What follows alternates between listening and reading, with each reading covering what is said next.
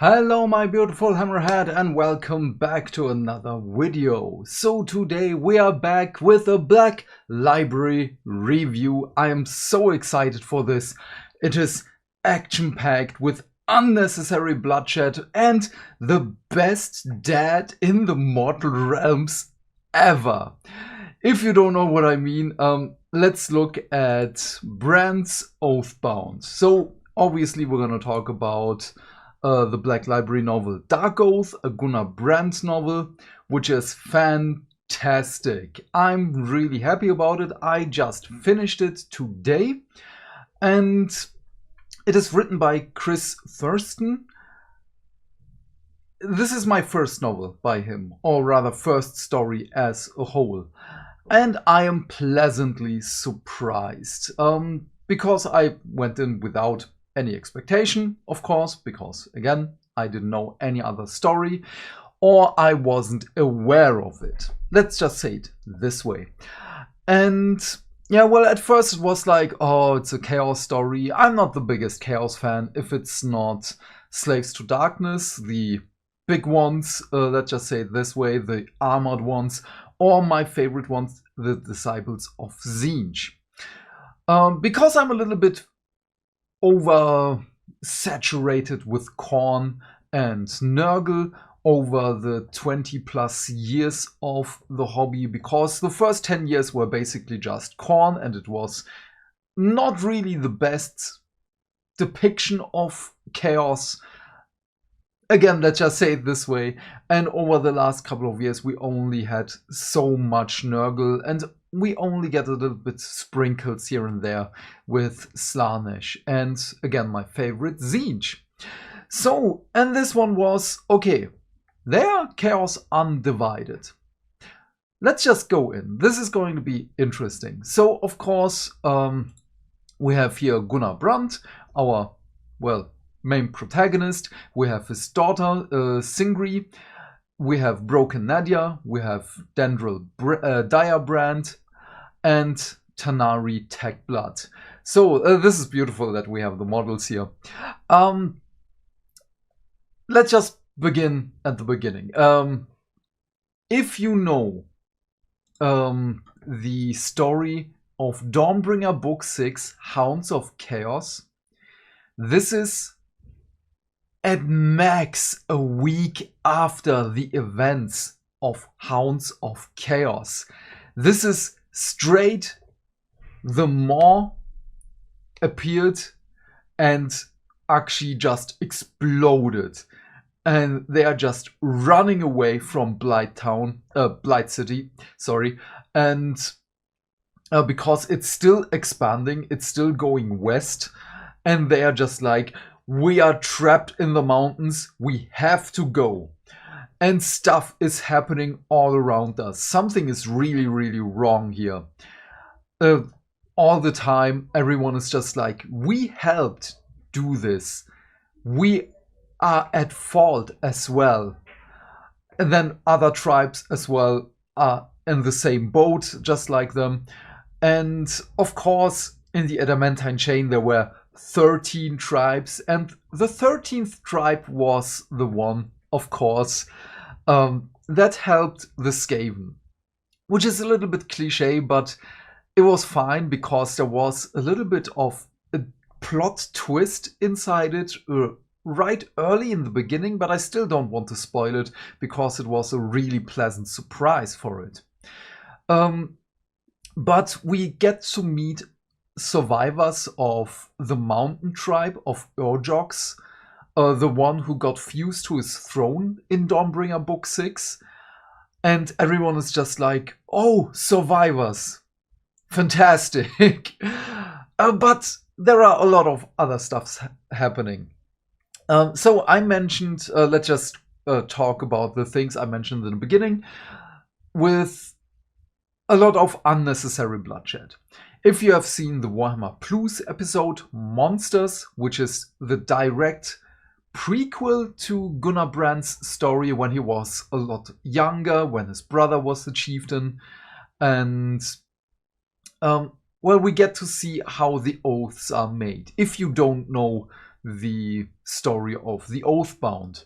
So they have these oath stones. Let me just show you. We have one here on Tanari on her sword and one on her spear. They take it in their hands and cut their thumb or one part of their hand so the blood spills on the stone, and it's like, I swear that I will do this. And then they do it. And if they don't, the stone breaks and they get punished by the gods, basically. Well, that is the belief. The stone really breaks, but they don't get punished all the time, because some of the oaths are a little bit too, let's just say, optimistic that they can achieve it, because we have to be a lot more dramatic here. But I really, really enjoyed this, because it gives you the feeling of, okay, can they do it? Will they do it? Because some things are, I kind of have to spoil Dawnbringer Book 6 here. I'm sorry. So go back to the video of Dawnbringer Book 6 and then come back, or listen to it, get a little bit spoiled, and then go to Dawnbringer Book 6 video, because it's a really great story there.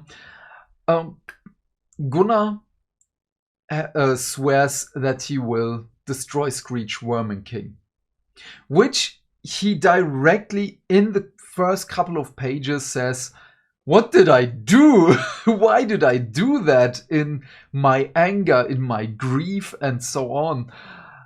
That's a demon. That's a greater demon of a chaos god. And I'm a mortal.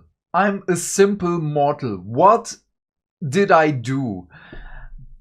On the other hand, it is like, yeah, Screech Vermin King is a greater demon, but it's also immortal.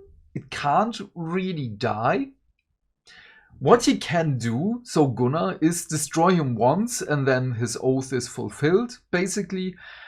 And nothing happens, because Screech Vermin King will just come back. That is my understanding of the situation right now. But doesn't really matter. So yeah, unnecessary bloodshed, because everything they do is just like, I swear, flick, hand cut, flick, hand cut, flick, hand cut.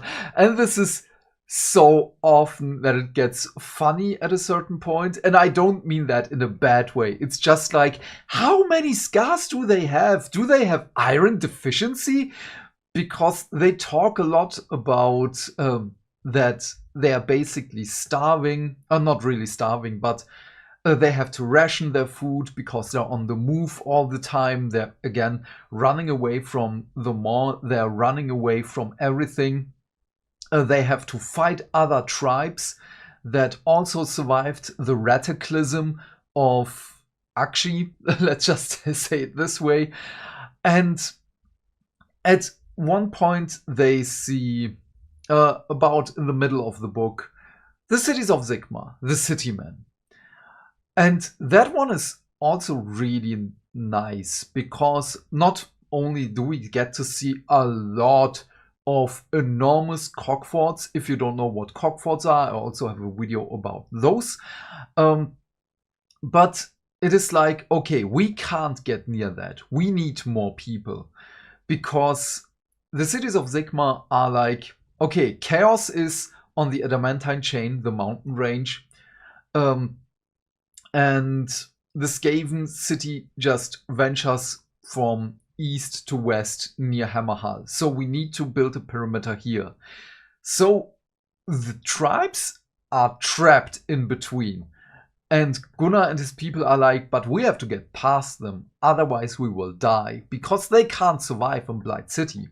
Obviously, they are not Skaven. And yeah, so they go back and they're like, okay, we need Tanari. We need Tanari Tagblood. She's the war queen. I'm just a chieftain. So a war queen is like, she has multiple tribes under her banner. So she can, yeah, well, go into bigger fights. They are rivals, so Gunnar and Tanari, but on a mutual respect basis, which is lovely, which is really, really fantastic.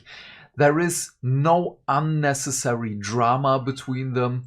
There is nothing between them that is not understandable. It is really, really well written. I love this so much. It is just like, okay, we are rivals, we have to act like it, but we respect each other. We are not doing anything stupid. I love this so much. And there are also points when they talk in private to each other where it's really like, they could be friends. This is also one of the really nice reasons why we have her as a war queen in Brand's Oathbound, the kit for Warcry and for the Slaves to Darkness. Fantastic detail. Also something that I really, really enjoyed and loved. The other thing I mentioned in the beginning is best dad ever reward in the Mortal Realms. We had a couple of contenders here and there, but if you don't know the backstory of Gunnar, quick recap. His wife got killed by the cities of Sigmar. She was headstrong and so on. Don't want to go into detail here. We can talk about this in a live stream or so. And yeah, well, he's now he's not really alone in raising his daughter, but it kind of feels like it sometimes, because the tribe is one big family, but it's the only blood he has left. So the blood relation. And this is a really mature relationship between the two of them, because at one point both of them are venturing out. They're going to scout the terrain a little bit. They see something. I can talk about this. It's not really a big spoiler. It's a big tree, and the cities of Sigmar decorated it with the dead of the tribes. And so just like, we were here, don't come closer, this is our territory now. Like this way. And both stand in front of the tree, again, take their oath stones, cut oath to the gods, blah, blah, blah. And she is like doing it a little bit in the background, a little bit of a secret. And he's like, oh, what did she do? What did she swear? But it's fine. She's my daughter. I trust her. She has her right to her own secrets. And I was like, so, whoa, what? In a Slaves to Darkness book? Which is, again, fantastic. Despite all the killing and the murder and so on, the Oathbound are a really good example of what a family could be, what a family should be sometimes. Of course, there are some strange things here and there, which are not the best role model things. Let's just again say it this way. You probably already can think of those things, what they are. Again, not only the killing and so on, but it's so many things that trust your family, do the things for your family, protect your family, and so on. I also love this so much. This is a book that I will go back to as a comfort read. And I mean that as a really, really positive thing. I barely have this in the Black Library. And I don't know, it feels odd. In a good way. It really feels odd in a very positive way. I don't know how Chris Thursten, Mr. Chris Thursten, amazing. Again, comfort read. I will just put this on Audible in the background and listen to it, because the fight scenes are short. There is one prolonged fight scene in the end, which is fine. My brain ventured a little bit in other regions there, and I was like, oh wait, what happened? Had to go back. But that is a me problem, because for me, fight scenes should be quick, punchy, and done in a couple of moments. This was more of a small war, so it was understandable, but again, a me problem. My mind went to other places here and there in the fight, during the fight. So yeah, that was that. Then we have another big tribe with a lord, a self-proclaimed lord basically, who, without spoiling, let's just say he likes to decorate himself with the achievements of others. And that, of course, has problems. But the followers are really loyal to that lord, so there is an interesting dynamic between the lord, Tanari, and Gunnar, because Tanari as a war queen has more to say, has more followers, but then we have the lord, who is the biggest one, but he's the biggest douche. Sorry for the language here, but I really did not like him. Again, that was by design. That is how the character is written. Also, achievement unlocked, basically. And Gunnar as the chieftain who has only a handful of tribespeople under him. Really interesting dynamic. Also love this so much. And then we have more bonding moments with Tanari and Gunnar. Also really, really fantastic. Again, there isn't much negative to say here. We get to see a lot of how the Oathbounds are living in the harsh terrain of Akshi and the Adamantine Chain. And again, right exactly after the Retaclysm. The realms are shooken. The realms have ruptured. And then we have just mortals running away from catastrophe. Retastrophe. Does this work? No. Retaclysm is still better. And they just want to survive. They just want to take care of their family. Also, another thing that I really enjoyed is they acknowledge that the Chaos Gods don't always look after them, but that sometimes they get boons. And that, because they are Chaos Undivided, it's really fantastic to see all the things of the other Chaos Gods. It's not a Khorne story where you get only Khorne stuff. It's not a Nurgle story where you get only the Nurgle stuff, and so on. We have the Rage of Ka instead of Khorne, because they also say, yeah, we know the Chaos Gods have more than one name, and we know the Liar Gods, so Sigmar, Tyrion, Teclis, and so on, Morathi especially, Malarion, definitely. They acknowledge, I forgot his name. Oh, that is embarrassing. Fireslayer, Urgold, the killer of Volcatrix, the Fireslayer god. Oh no, why is that so? Oh, okay, I don't know why his name is not coming to my mind right now. I am so sorry. That is really embarrassing right now. But they acknowledge him as the Slayer god, and the spot where the Slayer god and Volcatrix killed each other is known as Volcatrix's Bite. Also really fantastic to get a little bit more background of the environment, how the tribes perceive the other gods as well. Really nice. Oh yeah, and one of the other boons is from Nurgle when Gunnar gets stabbed a couple of times.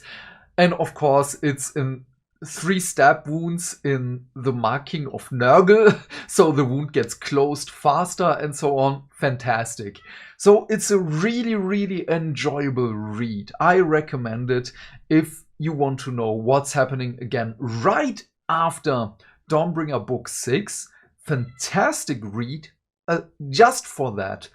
Then how close the cities of Sigmar and the Oathbounds are.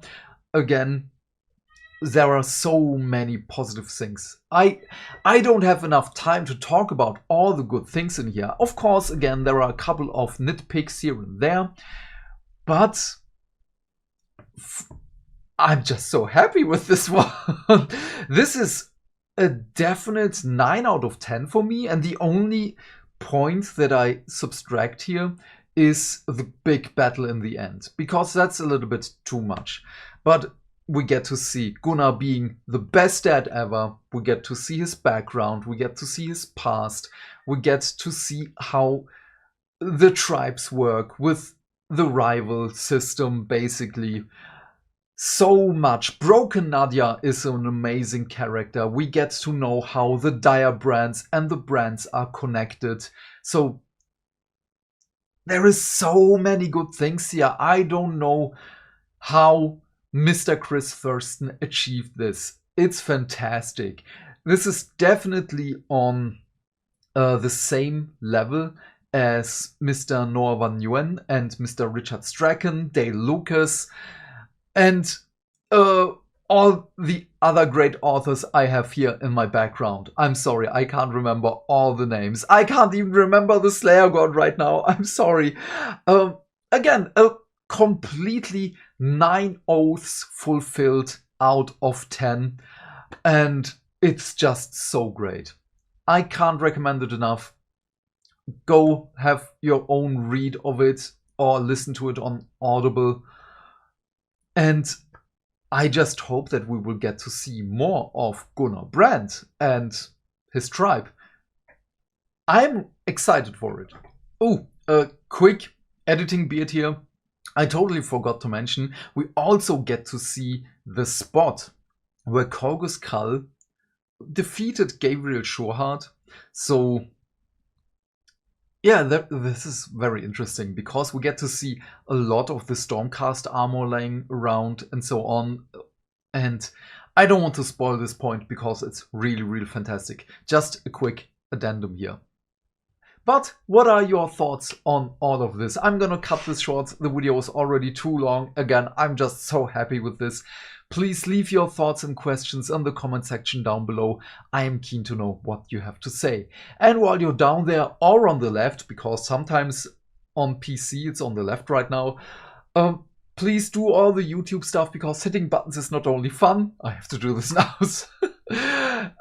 Why? Because that way we can build a bigger community and talk more wargaming and of course lore almost every day. And by that I of course mean like and subscribe.